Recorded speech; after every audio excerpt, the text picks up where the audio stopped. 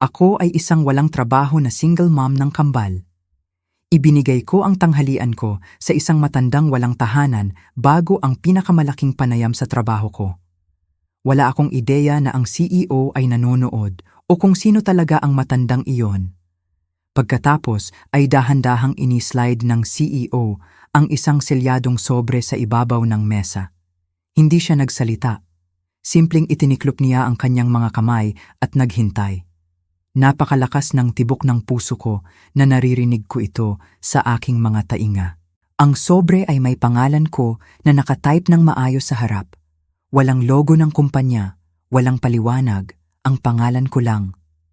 Sa isang nakakatakot na segundo, naisip ko kung may nagawa akong mali bago pa magsimula ang panayam.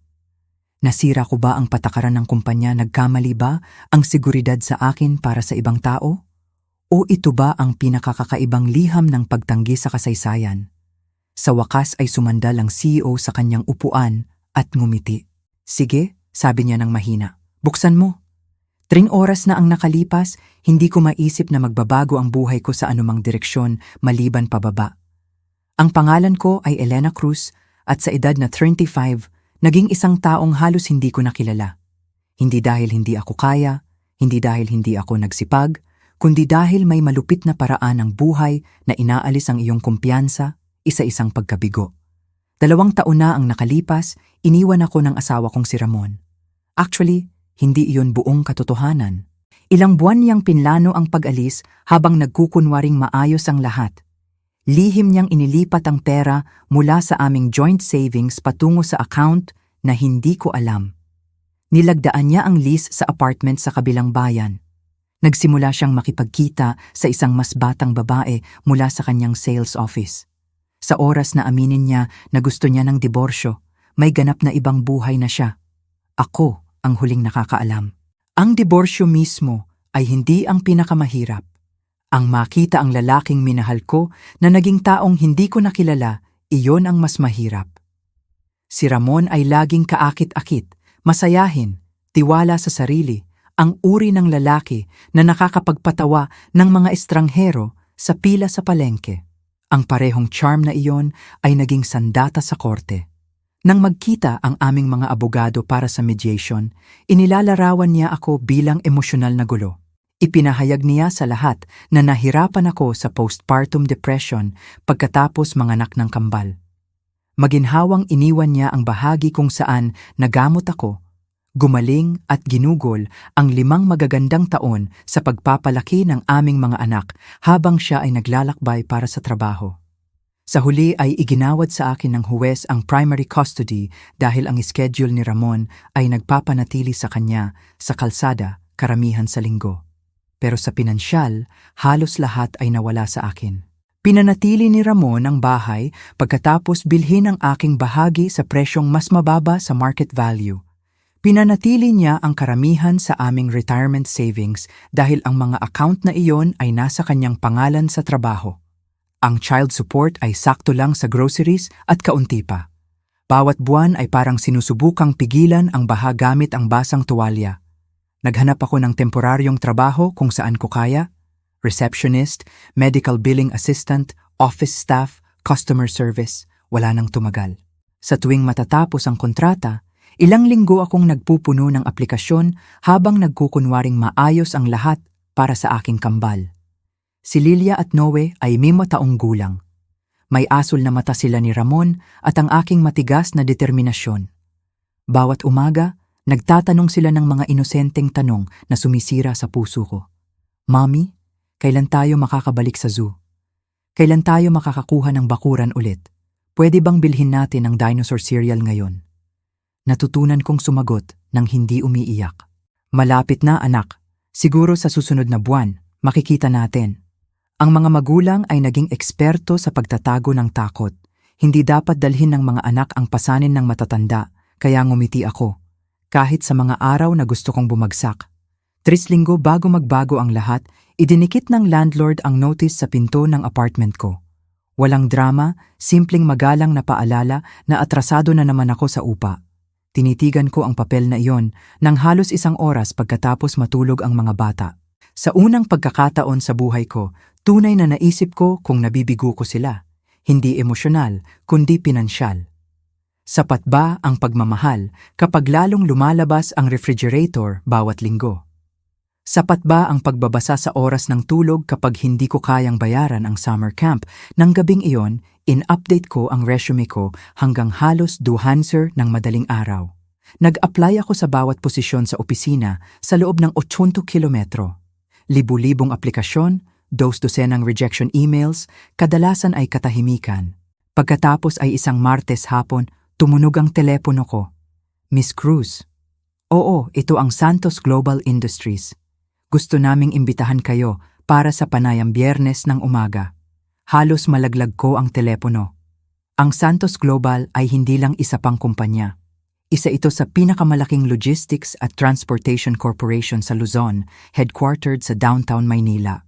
Nananatili ang mga tao roon ng dekada. Maganda ang sweldo, napakahusay ng benepisyo. Totoong may promotion opportunities, hindi lang isa pang trabaho. Isa itong pagkakataon na muling itayo ang buhay ko. Sa susunod na 3 araw, naghanda ako ng labis. Hiniram ko ang navy blue blazer mula sa aking ate. Pinakintab ko ang murang black flats hanggang halos magmukhang bago. Nagprint ako ng dagdag na kopya ng resume sa pampublikong library dahil tumigil na ang printer ko ilang buwan na ang nakalipas. Huwebes ng gabi, tinulungan ako ni Lilian na plantsahin ang blouse ko. Seryoso siyang nagseryoso kaya hindi ko mapigilang ngumiti. Makukuha mo ang trabaho, anunsyo niya ng may kumpiyansa. Paano mo alam dahil ikaw ang pinakamatalinong mommy? Tumango si Noe nang hindi tumitingin mula sa coloring book. At dahil mabait ka, ang mga bata ay may kahangahangang pananampalataya, minsan higit pa sa nararapat sa mga matatanda. Dumating ang Biyernes ng umaga na may kulay abo na kalangitan at mahinang ulan. Pagkatapos i-drop ang kambal sa kindergarten, tiningnan ko ang bank account ko mula sa telepono habang nakaupo sa parking lot. 34.17. Iyon na ang lahat, sapat para sa gasolina. Bahagya, hindi ko kayang bilhin ang tanghalian sa Maynila. Kaya bago umalis ng bahay, ipinak ko ang tanging pagkain ko. Isang turkey sandwich, isang mansanas, isang bote ng tubig. Walang espesyal, sapat lang para mapanatili ako hanggang hapunan. Ang biyahe papuntang lungsod ay tumagal ng halos 1 oras. Gumagalaw ng mabagal ang trapiko, lalong lumala ang nerbiyos ko sa bawat kilometro. Pinagsasanay ko ng malakas ang mga sagot sa panayam. Ano ang mga lakas mo? Ano ang naguudyok sa'yo? Ilarawan ang isang hamon na nalampasan mo. Mapait akong natawa. Saan ba talaga ako magsisimula? Sa oras na makapark ako, may 20 minuto pa bago ang panayam ko. Ang headquarters ay nakatayo ng mataas sa paligid ng mga gusali, lahat ng makinis na salamin at bakal. Nagmamadali ang mga tao sa revolving doors na may mamahaling kape at leather briefcase. Bigla akong naramdaman na masakit na alam ang thrift store blazer ko. Habang tumatawid sa plaza, napansin ko ang isang matandang lalaki na tahimik na nakaupo sa bangko malapit sa pasukan. Sira na ang kanyang coat. Kailangan ng trim ang kanyang balbas. Ang kanyang sapatos ay parang nakaligtas sa maraming taglamig sa Maynila. Hindi siya humihingi ng pera sa sinuman. Hindi siya sumisigaw. Tahimik lang siyang nakaupo na mukhang pagod. Naglalakad ang mga empleyado nang walang eye contact. Isang young businessman ay talagang nagkunot ng noo at nagpalit ng direksyon para maiwasan siya. Ibaba ng matanda ang kanyang mga mata. May isang bagay sa maliit na galaw na iyon na tumama sa akin ng higit sa inaasahan. Tiningnan ko ang lunch bag ko. Gumugulong ang tiyan ko. Wala akong kinain na almusal. Kung ibibigay ko ang tanghalian ko, siguro gutom ako hanggang gabi. Tumayo ako roon at nagdebate sa sarili ng ilang segundo. Kailangan mo ito. Gayon din siya. May panayam ka. Baka wala siyang ibang pagkain ngayon. Sa wakas, lumapit ako. Excuse me, sir? Dahan-dahang tumingala siya. Mga mata niya ay banayad, mabait. Mas mabait kaysa sa buhay sa kanya. Pasensya na, sabi ko. Wala akong pera. Nanatili ang ngiti niya. Hindi ako humihingi, alam ko. Iniabot ko ang paper lunch bag, pero baka gusto mo ito. Tinitigan niya ang bag bago tumingin pabalik sa akin. Binibini, sigurado ka bang ngumiti ako? Mabubuhay ako. Bahagyang nanginginig ang kanyang mga kamay habang tinanggap ito. Salamat, walang problema. Pagkatapos ay parang pinag-aaralan niya ako sa halip na pasalamatan, tahimik na tanong.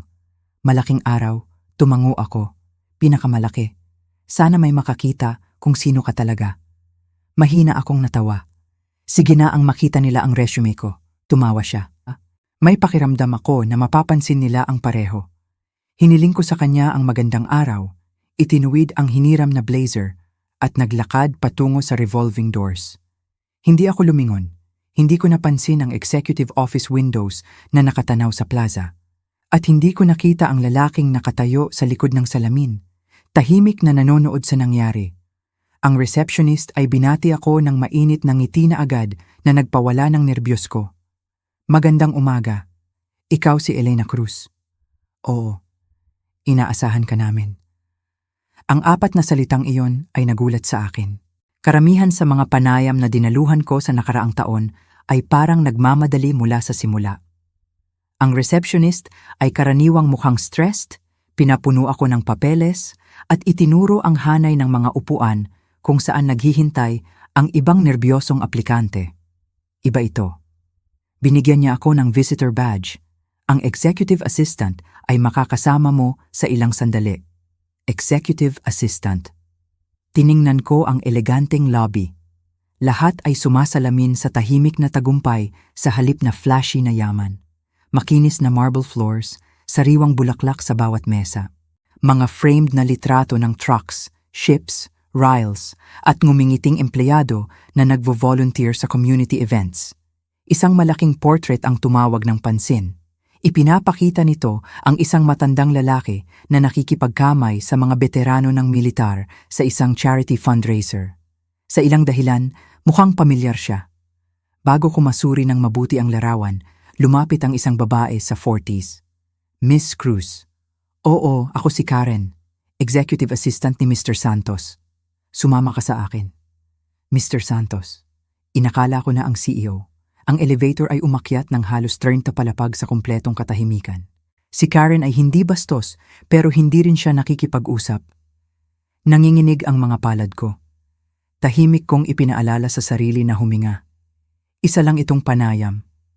Wala nang iba. Nang bumukas ang elevator doors, lumabas ako sa hallway na hindi katulad ng nakita ko. Floor-to-ceiling windows na nakatanaw sa downtown Maynila. Mga conference rooms sa isang gilid, mga private executive offices sa kabilang gilid. Tahimik na gumagalaw ang mga empleyado nang walang frantic energy na nakita ko sa ibang corporate headquarters. Huminto si Karen sa labas ng pares ng wooden doors. Ngumiti siya, kapag handa ka na. Pagkatapos ay binuksan niya ito. Sa loob ay nakaupo ang isang lalaki sa early 50s na may charcoal gray suit. Agad siyang tumayo. Miss Cruz. Lumakad siya sa paligid ng mesa sa halip na hintayin akong lumapit. Nag-shake hands kami. Daniel Santos, masaya kitang makilala. Ang sarap nito, Minnie. Hindi ako sigurado kung tama ang narinig ko. Inanyayahan niya akong umupo. Walang panel ng interviewers. Walang nakakatakot na conference table. Kaming dalawa lang. May pot ng kape sa pagitan ng aming mga upuan. Binuhos niya sa akin ang isang tasa. Cream. Hindi, salamat. Sa ilang sandali, nag-usap kami tungkol sa ordinaryong bagay. Ang panahon, trapiko, walang katapusang construction projects sa Maynila. Kakaiba, halos hindi namin pinag-usapan ang resume ko. Mukhang alam na niya ang bawat detalye. Kaya, sabi niya sa wakas, itiniklop ang mga kamay. Nagtrabaho ka sa customer service, medical billing, scheduling, at office administration. Oo, hindi ka naging walang trabaho ng matagal. Sinubukan kong huwag. Tumango siya ng may pag-iisip. Napansin ko na may kakaiba sa paraan niya ng pagsabi. Hindi judgmental, halos respetado. Tinanong niya tungkol sa kambal ko, ang edad nila, paboritong subject sa school, kung gusto nila ng baseball o soccer. Sumagot ako ng tapat. Sa huli, nerbiyosong ngumiti ako. Pasensya na. Pag-uusapan ba natin ang trabaho, tumawa siya. Gagawin natin, sumandal siya. Pero una, bahagyang itinagilid ang ulo. Ano ang nag-udyok sa iyo na ibigay ang tanghalian mo? Sa isang sandali, tunay na naisip ko na mali ang narinig ko. Ang tanghalian ko, ang turkey sandwich. Tumalon ang puso ko. Ang mansanas, patuloy niya ng kalmado. At ang bote ng tubig. Lahat ng kalamnan sa katawan ko ay tumigas. Paano niya ito malalaman? Hinanap ko ang mukha niya para sa paliwanag. Sa halip, naghintay lang siya. Ako, nagulat ako. Mukhang gutom siya. Mukhang gutom ka rin. Ako nga, kaya bakit mo ibinigay? Tiningnan ko ang mga kamay ko. Lagi raw sabi ng mga anak ko na babalik ang kabaitan. Ngumiti siya. Naniniwala ka ba dyan? Hindi ko alam. Mahina akong natawa. Sa totoo lang, lately hindi naman ganoon. Hindi siya nag-interrupt. Kaya bakit mo pa rin ginawa? Tanong niya. Dahil kahit babalik man o hindi ang kabaitan, may gutom na tao. Katahimikan ang puno ng kwarto. Hindi uncomfortable silence. Thoughtful silence. Tumayo si Daniel Santos. Lumakad siya sa malaking bintana na nakatanaw sa plaza. Mula rito, malinaw kong nakita ang mismong bangko kung saan nakilala ko ang matanda. Ngayon ay wala na ito. Tiningnan ni Daniel ng ilang segundo bago magsalita. Alam mo, ang lolo ko ay dati nang nagsasabi, natututo ka ng higit tungkol sa mga tao kapag iniisip nilang walang mahalagang nanonood. Magalang akong ngumiti. Siguro iyon ay totoo. Tumingin siya sa akin. Totoo nga. Pagkatapos ay lumakad siya pabalik sa mesa, binuksan ang isang drawer, inabot sa loob, at dahan-dahang inilagay ang isang malaking ivory sobre sa harap ko. Tahimik itong nagli-slide sa makinis na kahoy hanggang tumigil ng ilang pulgada mula sa mga kamay ko, eksaktong katulad ng imahe na kumikislap sa isip ko mula nang pumasok sa opisina. Ngayon ay totoo na. Ang pangalan ko ay lumabas sa harap. Elena Cruz. Wala nang iba, walang logo ng kumpanya, walang paliwanag. Naging mababaw ang paghinga ko. Tumingala ako. Hindi ako sigurado kung ano ito. Itiniklop ni Daniel ang mga kamay. Alam ko. Dapat ko bang buksan ito sa isang sandali? Maingat niya akong pinanood. Una, sa tingin ko ay karapat-dapat kang magkaroon ng paliwanag. Mabilis ang pulso ko. Paliwanag. Para saan ngumiti siya ng banayad? Para sa umagang ito, pagkatapos ay inabot niya sa likod at kinuha ang isang framed na litrato mula sa bookshelf. Dinala niya ito at iniabot sa akin. Natigilan ako. Ang litrato ay nagpapakita ng matandang walang tahanan, maliban na hindi siya walang tahanan. Suot niya ang eleganteng tuksedo. Katabi niya si Daniel. Pareho silang ngumingiti sa isang company gala.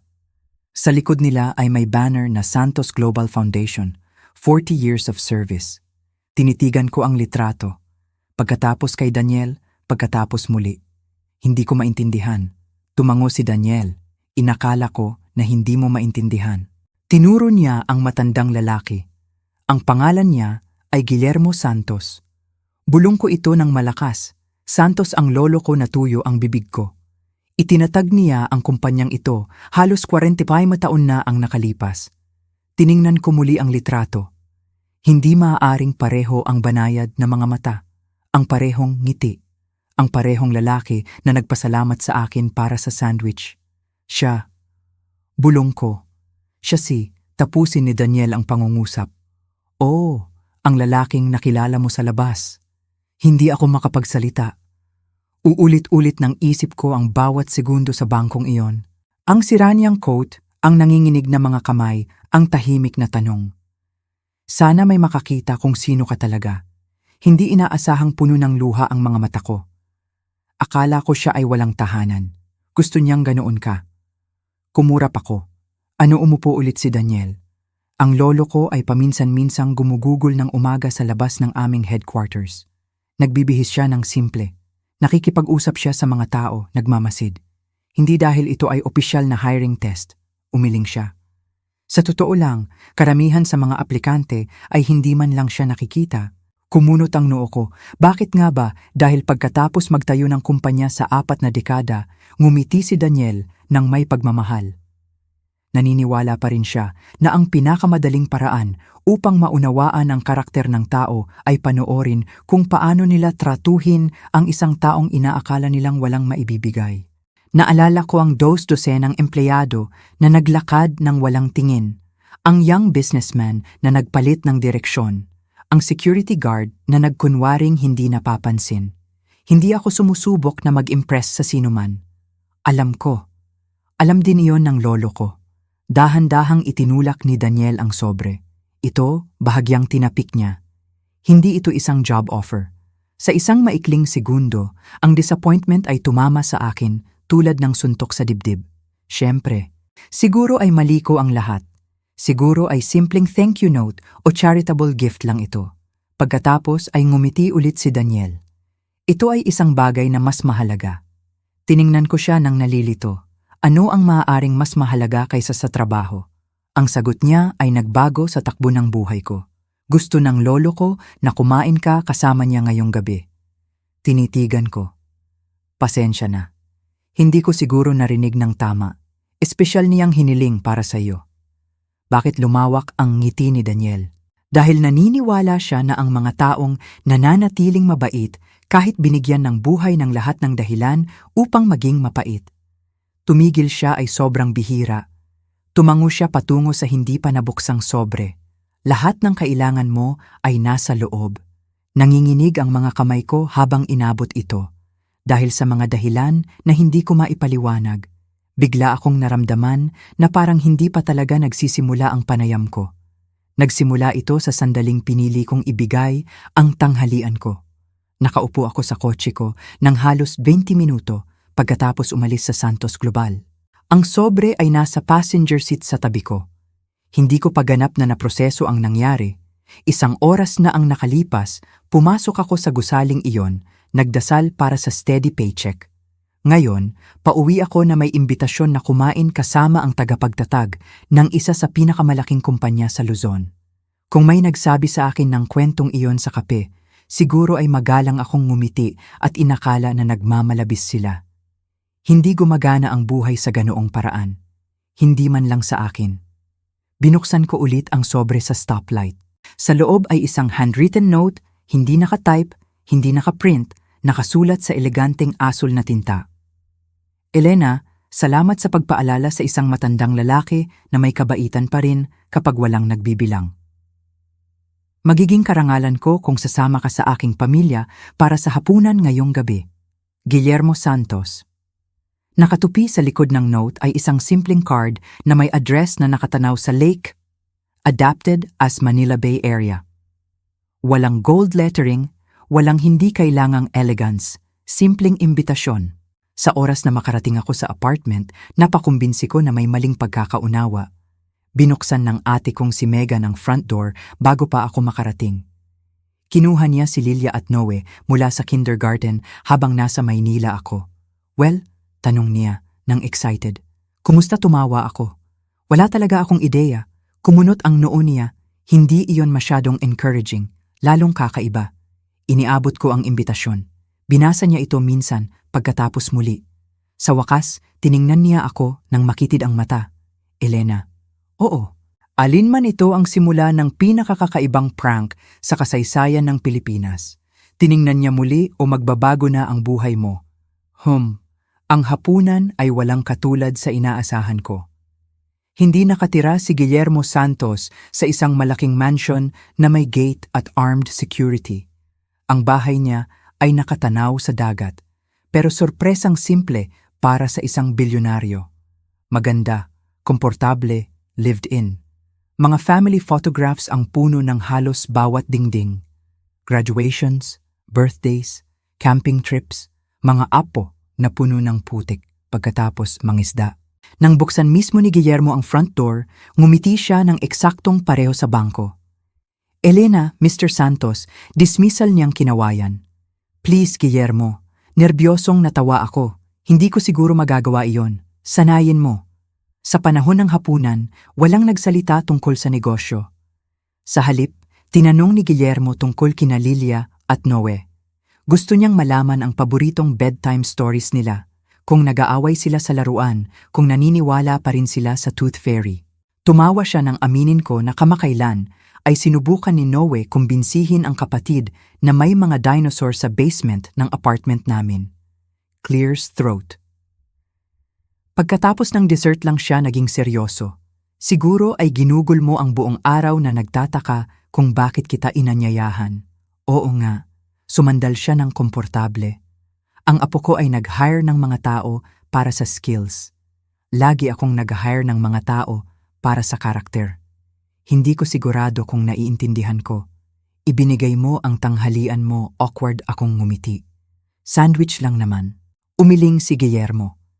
Hindi, ito ay seguridad. Naguluhan ako. Patuloy niya. Kapag marami ang mayroon, hindi mahirap ang pagiging mapagbigay. Kapag halos wala, tumigil siya. Bawat gawa ng pagiging mapagbigay ay may halaga. Nanatili sa akin ang kanyang mga salita. Pagkatapos ay muli niya akong nagulat. Nabasa ko ang resume mo. Kumurap ako. Nabasa ko rin ang bawat performance review mula sa bawat employer na handang magsalita sa amin. Uminit ang mukha ko. Oh, hindi ako ang pinakamatalinong aplikante. Tumawa ako, alam ko. Pero bawat supervisor ay inilarawan ka ng pareho, inabot niya ang isang folder, maaasahan, binuksan ang isa pang pahina, matiyaga, isa pa, matapat. Pagkatapos ay isa pa, ang taong pinagkakatiwalaan ng lahat, isinara niya ang folder. Matuturuan ko ang logistics, hindi ko matuturuan ang integridad. Kinabukasan ng umaga, tumawag si Daniel Santos. Gusto naming opisyal na i-offer sa iyo ang management trainee position. Halos malaglag ko ang coffee mug. Akala ko, tumawa siya. Sinabi ko sa iyo na ang sobre ay hindi job offer. Hindi nga, ito ang sweldo ay mas mataas kaysa sa anumang kinita ko. Agad na nagsimula ang health insurance, retirement plan, paid vacation, professional development. Tinanggap ko bago pa niya matapos basahin ang mga detalye. Nang itak ko sina Lilia at Noe sa kama ng gabing iyon, bulong ni Lilia, nakakuha ka ba ng trabaho? Ngumiti ako. Oo, ipinulupot niya ang maliit niyang mga braso sa leeg ko.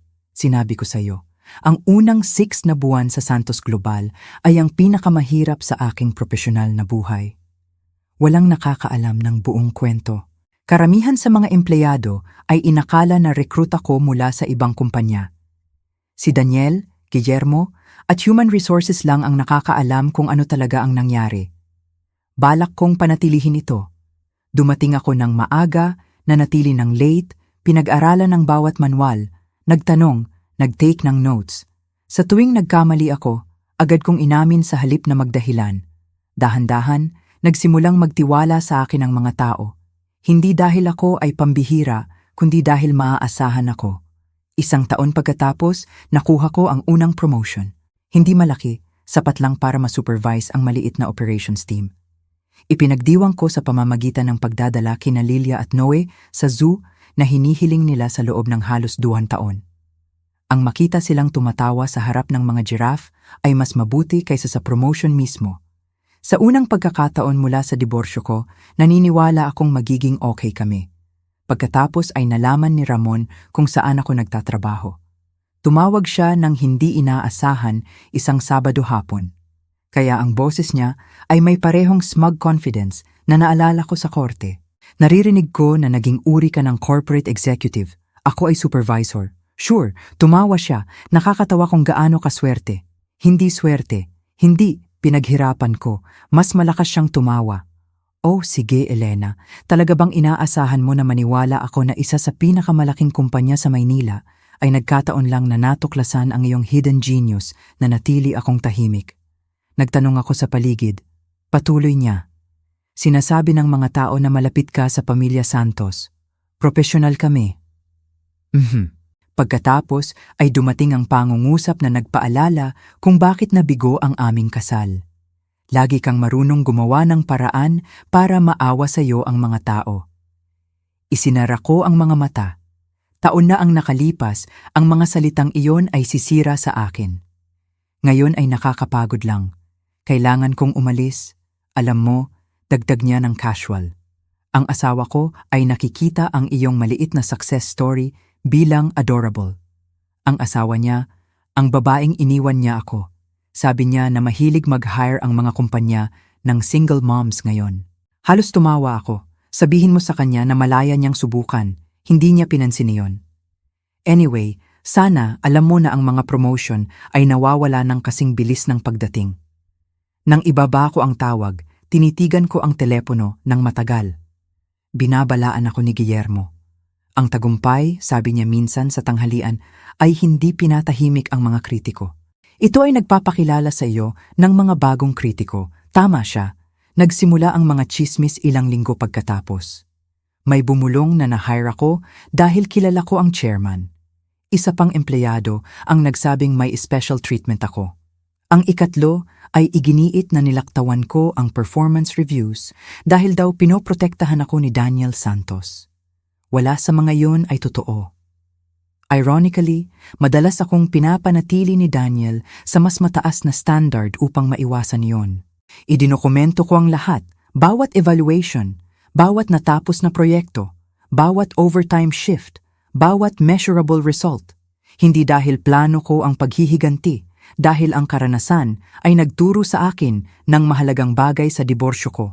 Ang mga katotohanan ay hindi nagtaas ng boses. Naghihintay lang sila sa sandaling kailanganin. Wala akong ideya na darating ang sandaling iyon ng mas maaga kaysa inaasahan. Isang maulan na Martes hapon, dumating ang isang certified letter sa apartment ko. Ang return address ay sa abogado ni Ramon. Sa sandaling makita ko ito, alam ko na kung ano ang gagawin niya. Hindi ko na kailangang buksan ang certified letter. Alam ko na ang estilo ni Ramon. Sa tuwing may magandang nangyari sa buhay ko, nakakahanap siya ng paraan upang gawing isa pang laban. Gayunpaman, nanginginig ang mga kamay ko habang binubuksan ang sobre. Petition to modify custody. Binasa ko ang unang pahina ng 2 beses bago ako makapaniwala. Inangkin ni Ramon na ang kamakailang promotion ko ay ginawa akong absent parent. Ayon sa filing, ang demanding corporate schedule ko ay iniwan daw sina Lilia at Noe nang walang tamang pangangasiwa. Hiniling niya ang primary custody. Muli, nakaupo ako sa kitchen table nang matagal pagkatapos matulog ang mga bata. Tahimik ang apartment maliban sa hum ng refrigerator. Hindi takot ang nanirahan sa akin ngayon. Pagod ito. Ginugol ko ang 20 taon sa muling pagtatayo ng buhay ko. 2 taon na pinatunayan sa mga anak ko na magiging okay kami. At sa paanong paraan ay nakahanap ulit si Ramon ng paraan upang hilahin kami pabalik sa korte. Nang dumating ako sa Santos Global kinabukasan ng umaga, siguro ay mas masama ang hitsura ko kaysa sa naisip ko. Napansin agad ni Daniel. Mahirap na umaga. Pinilit kong ngumiti. May mas maganda pa. Isinara niya ang file na binabasa niya. Pasok ka. Nagsara ang pinto ng opisina niya sa likod ko. Iniabot ko sa kanya ang custody petition. Binasa niya ang bawat pahina nang walang pag-interrupt. Sa wakas, tumingala siya. Kaya, tungkol ito sa promotion mo. Mukhang ganoon. Naniniwala siyang pinababayaan mo ang mga anak mo. Alam niyang hindi. Tumango si Daniel. Alam ko. Pagkatapos ay nagulat siya sa akin. Gayon din ang lahat na nakatrabaho mo. Kumunot ang noo ko. Ano ang ibig mong sabihin umuwi ka araw-araw ng 4:30? Oo, hindi ka pa nakaligtaan ng school conference. Kumurap ako. Alam mo yon. Ngumiti siya. Inaprubahan ko ang schedule. Noon lang naalala ko. Bawat parent-teacher conference, bawat pediatric appointment, bawat school play. Lagi nang inayos ng human resources ang kalendaryo ko nang hindi ako pinaparamdam na guilty. Inakala ko na bawat empleyado ay nakakakuha ng ganoong flexibility. Tahimik akong itinama ni Daniel. Siguraduhin namin na mayroon ka dahil pinaghirapan mo ito. Ibaba ko ang mga mata. Ayaw kong special treatment. Hindi ka nakakakuha ng special treatment. Sumandal siya pasulong. Elena, natapos mo ang bawat proyekto sa oras. Lagi kang lumalampas sa inaasahan. Tinuturuan mo ang mga bagong empleyado. Kung mayroon man, ginawa mo ang scheduling na mas madali dahil alam ng lahat na laging matatapos mo ang trabaho. Hindi ko napagtanto kung gaano ko kailangan marinig iyon. Sa loob ng mga buwan, ang boses ni Ramon ay umuugong sa likod ng isip ko. Nagtagumpay ka lang dahil may naaawa sa'yo. Ang mga salita ni Daniel ay sa wakas ay nalunod ito. Walang sino man dito na naaawa sa'yo. Iginagalang ka namin. Isang linggo pagkatapos, nagkita ako sa Human Resources Director ng Santos Global, si Linda Morales. Naghanda na siya ng makapal na binder. Sa loob ay attendance records, performance evaluations, promotion recommendations, training certificates, volunteer hours, kahit mga liham mula sa mga co-worker na tinulungan ko nung nakaraang taon. Tinitigan ko ang binder. Kailan mo inayos lahat ito, ngumiti si Linda. Hindi ako. Ang record system namin. Tinapik niya ang cover. Ito ay simpleng employment history mo. Mahina akong natawa. Wala akong ideya. Karamihan ay wala. Naging seryoso siya. Kung kailangan ng abogado mo ng dokumentasyon, tutulungan namin. Pinahahalagahan ko yon. Tiningnan niya ako ng diretsyo. Pero unawain mo ito. Hindi namin tinutulungan ka dahil gusto ka ng chairman. Tinutulungan ka namin dahil ang kumpanyang ito ay sumusuporta sa mga empleyadong nakakuha ng aming tiwala. Ang mga salitang iyon ay higit na nangangahulugan sa akin kaysa sa malamang na isip niya. Sa unang pagkakataon mula sa diborsyo ko, hindi na ako nakaramdam na nag-iisa sa pakikipaglaban. Si Ramon naman, mukhang mas kumpiyansa kaysa kailanman. Hiniling ng kanyang abogado ang depositions, dagdag na financial records, work schedules, school attendance reports, lahat. Parang hindi custody case, kundi pagtatangka na mapagod ako. Isang gabi, tumawag si Ramon. Naririnig ko na kasali ang kumpanya mo. Tumutugon sila sa legal requests. Tumawa siya. Ayaw ng corporate people sa korte. Huwag kang umasa na lilitaw sila. Hindi nila kailangan. Oh, sa tingin ko kailangan nila. Naging smug ang boses niya. Kapag narinig ng huwes na umaakyat ka sa corporate ladder habang ang mga estranghero ang nag-aalaga sa aming mga anak, tumigil siya. Sa wakas ay makukuha ko ang custody arrangement na dapat nangyari taon na ang nakalipas. Hindi ako nag-argumento. Simpleng binaba ko ang tawag. Ang ilan ay nagkakamali sa katahimikan bilang kahinaan. Lagi nang ganoon si Ramon. Dumating ang hearing sa isang kulay abo na Huwebes ng umaga. Ang courthouse ay eksaktong katulad ng naalala ko. Malamig, abala, walang emosyon. Naglalakad ang mga pamilya sa isa't isa na may taon-taon na sakit sa loob ng maayos na folder. Dumating si Ramon na may mamahaling navy suit. Nakaupo ang asawa niya sa tabi niya. Ngumiti siya nang magalang nang mapansin ako. Ang uri ng ngiti na hindi kabaitan. Lumapit si Ramon. Sana maging maayos ito. Sana rin para sa mga bata. Tumango siya, pagkatapos ay ibaba ang boses. Alam mo, maganda ang maliit mong takbo. Simpleng tiningnan ko siya, pero sa huli ay ngumiti siya. Tumigil ang mga tao sa pagkukunwari. Nang walang ibang salita, lumakad siya palayo. Sumandal ang aking abogado sa akin.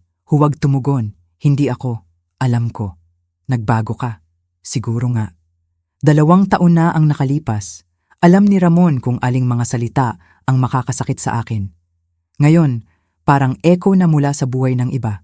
Nagsimula ang hearing. Ang abogado ni Ramon ang nagsalita muna. Inangat niya na ang lumalaking responsibilidad ko sa Santos Global ay nagiging imposible para sa akin na maglaan ng sapat na oras kina Lilia at Noe. Ipinakita niya ang mga kalendaryo, travel projections, promotion announcements. Pagkatapos ay nag-testify si Ramon, gusto ko lang ang pinakamahusay para sa aking mga anak. Mukhang convincing siya. Nag-aalala ako na masyado silang oras sa babysitters. Kasinungalingan iyon. Mas mababa sa 20 oras sa isang linggo ang ginugugol ng kambal kay Megan pagkatapos ng school. Alam iyon ni Ramon, pero sinabi niya pa rin. Pagkatapos ay dumating ang bahagi na nagpaikot ng tiyan ko. Tinanong ko rin kung ang employment ni Miss Cruz ay batay sa merit. Tumayo ang aking abogado. Objection. Pinayagan ng huwes ang limitadong tanong. Patuloy si Ramon ng may kumpiyansa. Hindi ba totoo na may personal relationship siya sa chairman ng kumpanya? Sumagot ako ng tapat. Oo. At hindi ba totoo na nagsimula ang relasyong iyon bago siya na-hire? Oo. Ngumiti siya patungo sa huwes na parang nanalo na siya. Wala nang ibang tanong. Pagkatapos ay tinawag ng aking abogado si Linda Morales. Tahimik niyang ipinaliwanag ang hiring procedures ng Santos Global. Bawat panayam, bawat background check, bawat promotion review, bawat performance metric. Paulit-ulit na sinubukan ng abogado ni Ramon na isuggest ang favoritism. Sinagot ni Linda ang bawat tanong ng may dokumentadong ebidensya, promotion scores, leadership evaluations, attendance records, employee surveys, lahat, walang nawawala. Nang bumaba siya, naramdaman ko ang pag-asa.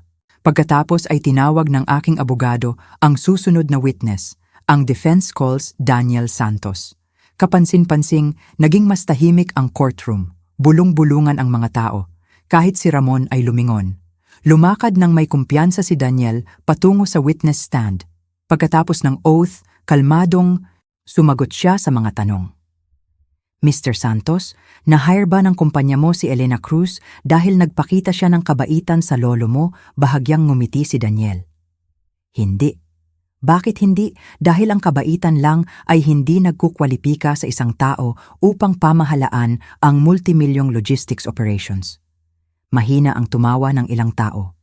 Patuloy niya, in-interview namin si Miss Cruz dahil hiniling ng lolo ko na makilala siya. Pero na-hire namin siya dahil nagpakita siya ng pambihirang paghuhukom, leadership potential at integridad sa buong hiring process namin. Kumunot ang noo ng abogado ni Ramon. Kaya, naimpluwensya ba ng lolo mo ang panayam na impluwensya niya ang pagkakataon? Sumagot si Daniel ng walang pag-aalinlangan. Kinita ni Elena ang lahat pagkatapos niyon.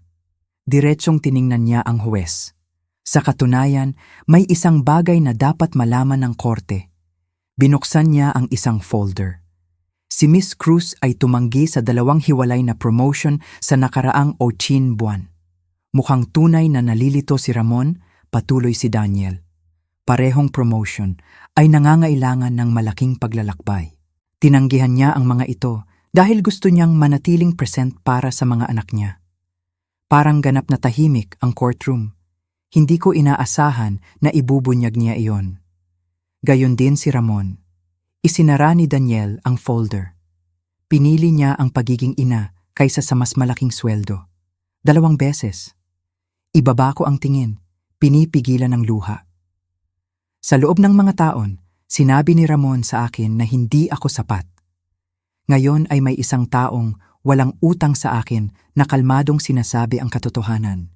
At ang katotohanan ay mas malakas kaysa sa anumang akusasyon. Akala ko ay halos tapos na ang hearing. Mali ako. Dahan-dahang bumukas ang courtroom doors sa likod namin. Lahat ng ulo ay lumingon, kasama ako. Pumasok si Guillermo Santos. Lahat ng tao sa courtroom ay lumingon sa back doors. Pumasok si Guillermo Santos nang walang entourage, walang fanfare at walang hangin ng isang taong gumugol ng dekada sa pagtatayo ng multibilyong kumpanya. Suot niya ang dark navy suit sa halip ng sira na coat na unang nakita ko, pero hindi nagbago ang ngiti niya. Gayon din ang mga mata niya. Nanatili silang mabait, itinuro ng bailiff siya sa witness stand. Mukhang hindi komportable si Ramon sa unang pagkakataon ng umagang iyon. Bulong ng abogado niya sa kanyang tainga. Ano man ang sinabi, mukhang hindi nakatulong. Pagkatapos ng oath, umupo si Guillermo sa upuan na parang simpleng nag-uusap sa hapunan. Lumapit ang aking abogado.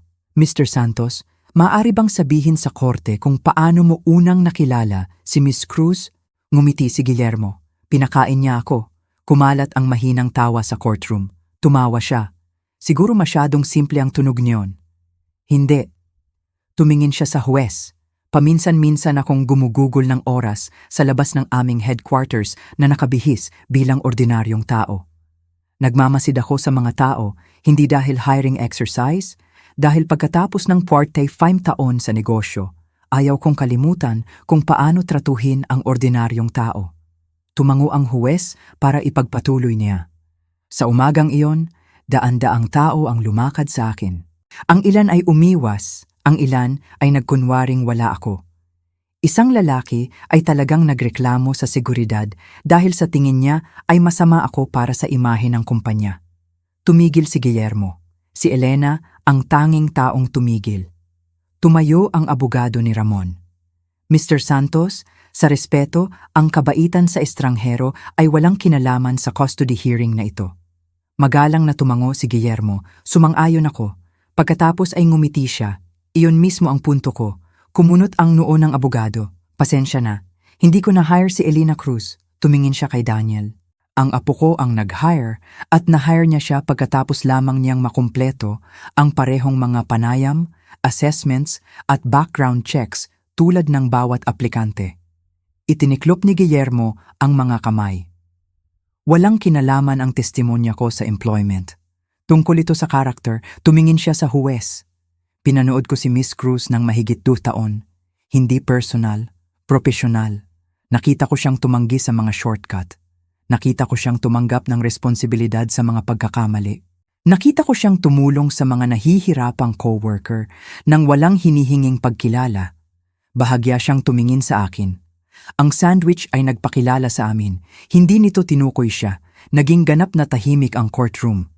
Pagkatapos ay sinabi ni Guillermo ang isang bagay na alam kong aalalahanin ko sa buong buhay ko. Sa negosyo, ang talento ay lumilikha ng pagkakataon. Sa buhay, ang karakter ay nakakakuha ng tiwala at ang mga anak ay nararapat sa mga magulang na nananatiling matatag ang karakter kahit mahirap ang buhay. Tinitigan ni Ramon ang mesa. Sa unang pagkakataon, wala siyang masabi.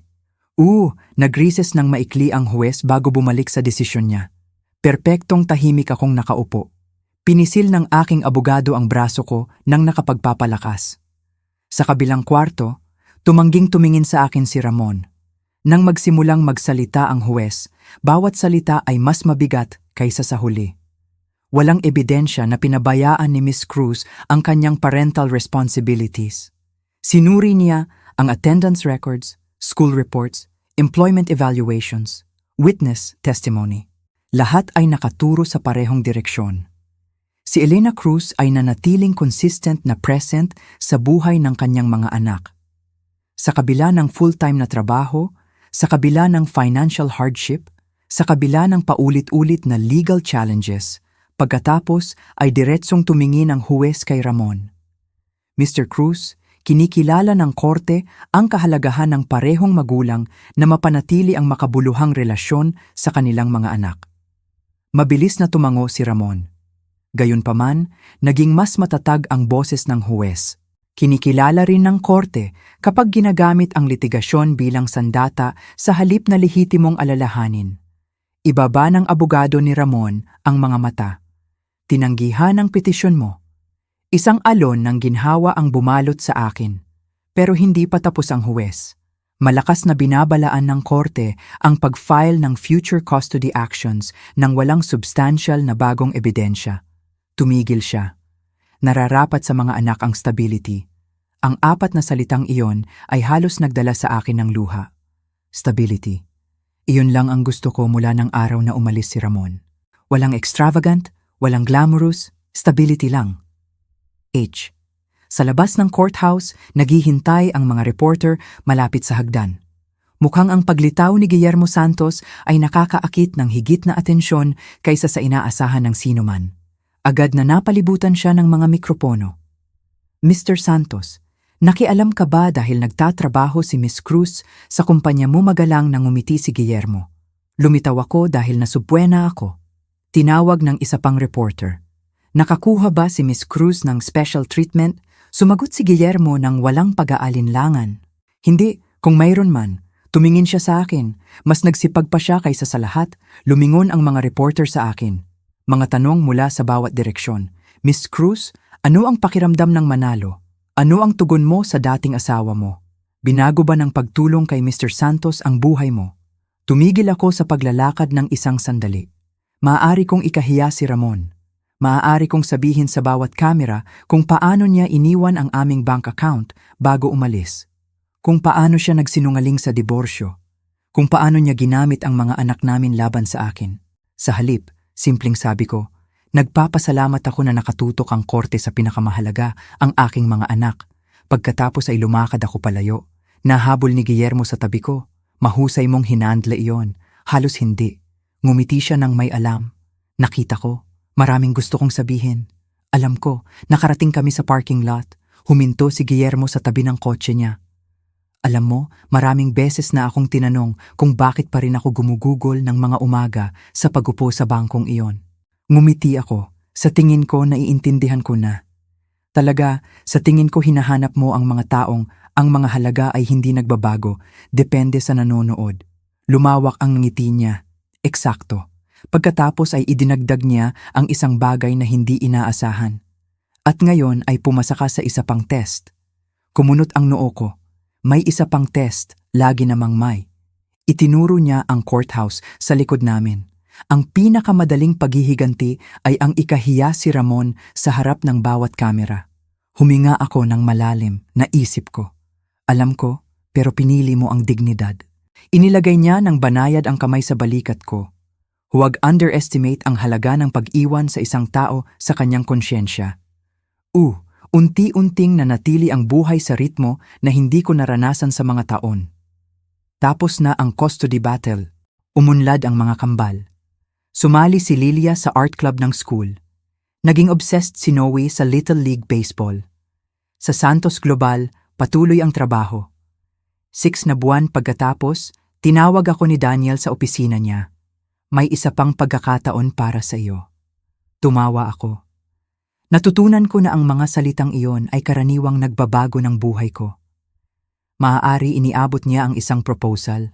Gusto ng kumpanya na palawakin ang community outreach efforts sa pamamagitan ng pakikipag-partner sa local workforce development organizations, pagtulong sa walang trabahong magulang na matuto ng bagong skills, pagbibigay ng interview coaching, pag-aalok ng childcare resources sa panahon ng job training. Tiningnan ako ni Daniel. Hindi ko maisip ang sino mang mas mabuti para pamunuan ito. Tinanggap ko, hindi dahil may kasamang isa pang promosyon, bagaman mayroon. Hindi dahil tumaas ang sweldo, bagaman nakatulong.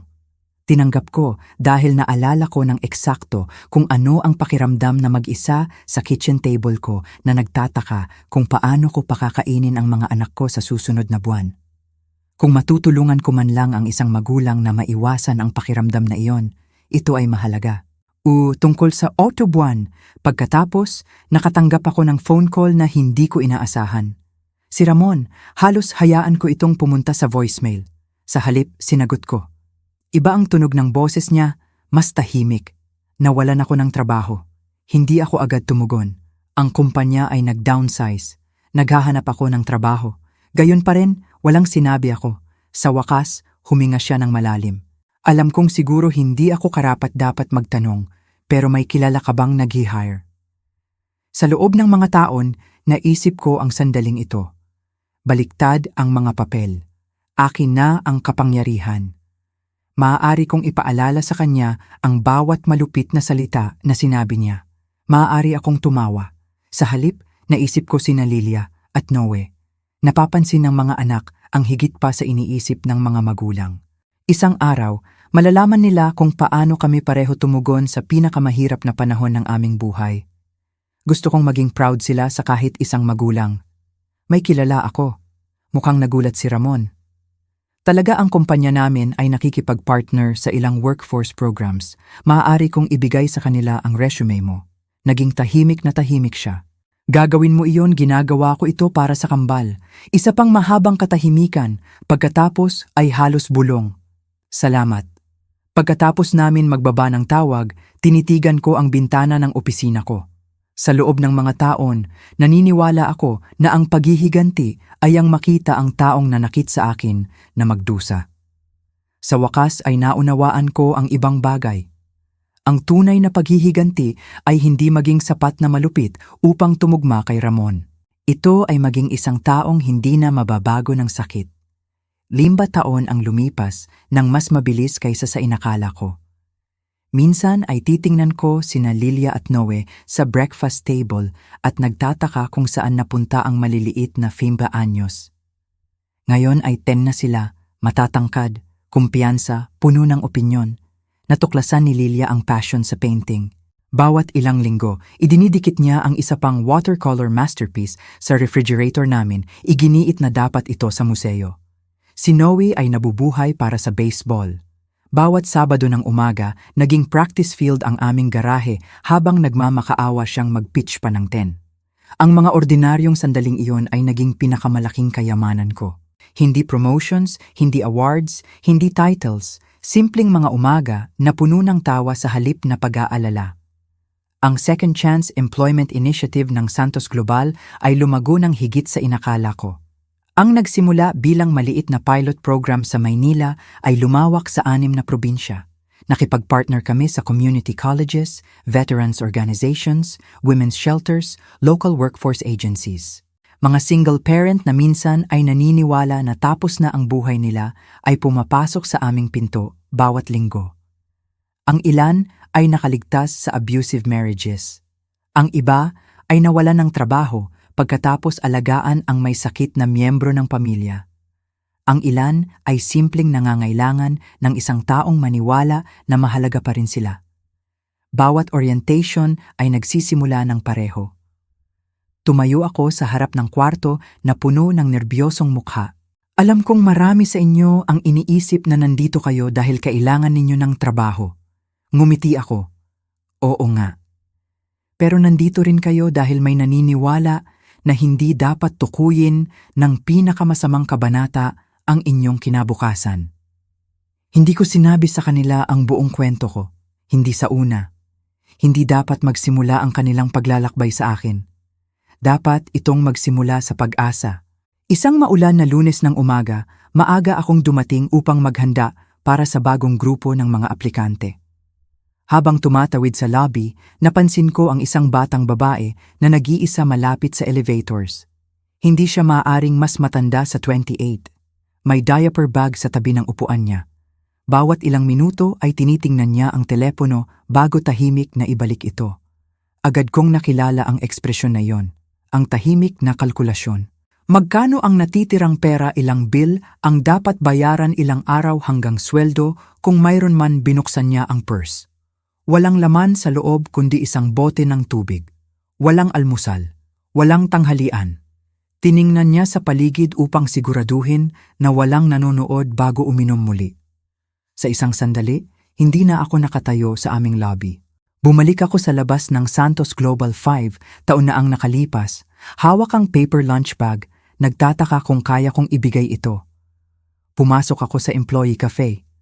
5 minuto pagkatapos, bumalik ako na may sariwang turkey sandwich, mansanas, bote ng tubig, at maliit na chocolate chip cookie.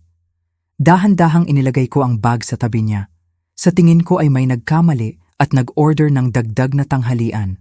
Mabilis siyang tumingala. Oh, hindi ko kaya. Kaya mo. Talaga hindi ako makakabayad. Hindi mo kailangan. Agad na puno ng luha ang mga mata niya. Hindi ako nakakain mula kahapon. Ngumiti ako. Alam ko. Tinitigan niya ako. Paano mahina akong natawa? Dahil minsan ay nakaupo ako sa eksaktong lugar kung nasaan ka. Tinanggap niya ang bag ng nanginginig ang mga kamay. Salamat. Hindi. Ngumiti ako. Kapag naging mas mabuti ang buhay mo, ipasa mo. Oo. Ilang linggo pagkatapos, inanyayahan ako ni Guillermo Santos sa tanghalian. Sa edad na 91, opisyal na niyang inanunsyo ang pagre-retiro mula sa Board of Directors ng Santos Global. Tinawag siya ng mga dyaryo na legendary businessman. Tinawag siya ng mga empleyado na Mr. Santos. Ako pa rin ay tinatawag siyang Guillermo, iginiit niya. Nagkasama kami na nakatanaw sa Manila Bay. Ang parehong tanawin na hinangaan ko sa unang hapunan taon na ang nakalipas. May nagawa kang kahanga-hanga, sabi niya. Umiling ako. Ang kumpanya ang gumawa. Hindi, ngumiti siya. Ang kumpanya ay nagbigay ng resources. Ikaw ang nagbigay ng layunin. Tiningnan ko ang tubig. Naalala ko lang kung ano ang pakiramdam na mangailangan ng isang tao. Tumawa si Guillermo. Eksakto. Pagkatapos ng tanghalian, iniabot niya sa akin ang isa pang sobre. Tumawa ako. Alam mo, ang huling sobre ay nagbago ng buhay ko. Naalala ko. Sa loob ay isang liham mula sa Board of Directors ng Santos Global. Unanimously nila akong hinirang bilang Executive Director ng Second Chance Employment Initiative sa buong bansa. Ngayon ay maglilingkod ang programa sa mga pamilya sa buong Pilipinas. Sa ibaba ay lumabas ang isang handwritten na pangungusap. Huwag kalimutan ang sandwich. Tumawa ako ng malakas na halos umiyak. Hindi ko kaya. Isang buwan pagkatapos ay dumating ang elementary school graduation ceremony, nina Lilia at Noe. Puno ng mga magulang ang auditorium, Nag-aalangan ang mga bata sa maayos na damit. Sinubukan ng mga guro na panatilihing maayos ang lahat. Habang tinitingnan ko sa paligid, napansin ko ang isang taong tahimik na nakatayo malapit sa likod. Si Ramon. Mukha siyang mas matanda, hindi lang dahil sa 5 taong lumipas. Ang buhay ay nagpalambot sa kanya o siguro ay nagpakumbaba. Pagkatapos ng seremony, tumakbo sina Lilia at Noe patungo sa kanya. Dad, mahigpit niyang niyakap sila. Pagkatapos ay lumapit siya sa akin. Sa ilang segundo, walang nagsalita sa aming dalawa. Sa wakas, nilinis niya ang lalamunan. May utang na loob ako sa iyo ng pasensya. Nanatili akong tahimik. Talaga ay may utang na ako sa iyo sa loob ng mga taon. Tumingin siya pababa. Matagal akong nagsisi sa iba para sa sarili kong mga desisyon. Sinisi kita. Sinisi ko ang aking mga employer. Sinisi ko ang masamang swerte. Huminga siya ng dahan-dahan. Pero ang katotohanan, nasaktan ko ang pinakamagandang taong naniniwala sa akin. Nakita ko ang tunay na pagsisisi sa mukha niya, hindi ang polished regret na ginagawa ng mga tao kapag may gusto sila. Ito ay mas tahimik, mas masakit. Matagal ko nang gustong sabihin yon, tumango ako. Salamat, mukhang nagulat siya, iyon lang. Ano pa ang dapat kong sabihin? Hindi ko alam. Sa tingin ko, inaasahan kong ipaalala mo sa akin ang lahat ng ginawa ko, naalala ko. Mahina akong ngumiti, pero hindi ko na kailangang balik-balikan ito. Ibaba niya ang mga mata. Siguro ay gagugulin ko ang natitirang buhay ko sa pagkuha ng respeto ng mga bata. Hindi mo kailangang kumita ng perfection, sagot ko. Kailangan mo lang patuloy na magpakita. Sa unang pagkakataon sa maraming taon, nakatayo kami sa tabi ng isa't isa. Hindi bilang mga kaaway, hindi bilang dating asawa na nagbibilang pa rin, simpleng dalawang magulang na nag-cheer sa parehong mga anak. Iyon ay parang ang ending na nararapat sa aming kambal. Minsan ay tinatanong ako ng mga tao kung pinagsisihan ko ang pagbibigay ng sandwich na iyon. Lagi akong ngumingiti dahil mali ang tanong nila. Hindi binago ng sandwich ang buhay ko dahil nag-impress ito sa isang bilyonaryo. Binago nito ang buhay ko dahil ipinaalala nito sa akin kung sino ang gusto kong maging. Hindi magically inalis ng kabaitan ang mga pakikibaka ko. Hindi nito pinigilan ang diborsyo ko. Hindi nito binayaran ang mga bil ko. Hindi nito napanalunan ang court case ko, pero naging pundasyon ito para sa bawat desisyon ko pagkatapos. Nang subukan ni Ramon na hilahin ako pabalik sa pagkapait, pinili ko ang dignidad. Nang bigyan ako ng tagumpay ng kapangyarihan, pinili ko ang habag. Nang sa wakas ay may pagkakataon akong maghiganti, pinili kong tumulong. Sa pagtingin pabalik ngayon, naunawaan ko ang isang bagay na hindi ko maunawaan noon. Ang pinakamalaking paghihiganti ay hindi ang makita ang iba na mahulog. Ito ay ang tumangging hayaan ang mga taong nanakit sa iyo na tukuyin kung anong uri ng tao ang magiging ikaw. Kung ang kwento ko ay nagpaalala sa iyo na kahit ang pinakamaliit na gawa ng kabaitan ay maaaring mag-echo ng higit pa sa inaakala mo, gusto kong marinig ang iyong mga saloobin sa comments.